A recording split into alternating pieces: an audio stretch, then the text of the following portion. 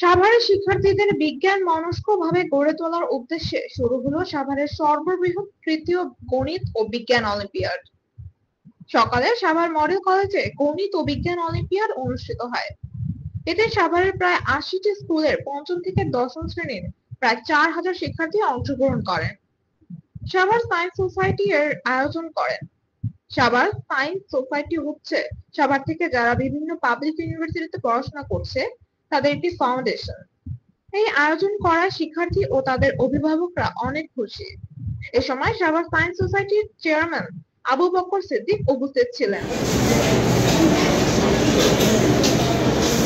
এই তোমাদের টাইম কিন্তু স্টার্ট হয়ে গেছে। আর এক মিনিট বসে দাও না কোশ্চেন পাই। বলে কোশ্চেন না ক্লাস 5 নাম্বারটা সবাই সাবধানে লিখবেন। হ্যাঁ, এটা ভুল হলে আমাদের রেজাল্ট আসবে না।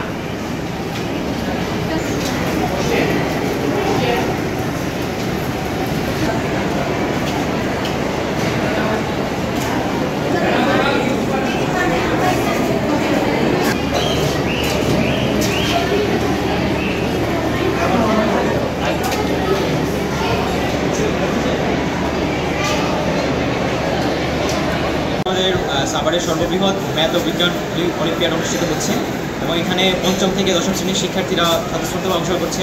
সাভারের প্রায় ৮০টার বেশি স্কুল অংশগ্রহণ করতেছে এবং ৪,০০০-এর অধিক শিক্ষার্থী আজকের প্রোগ্রামে অংশগ্রহণ করতেছে। টোটাল ৩টে শিফটে আমরা পরীক্ষাটা নিচ্ছি।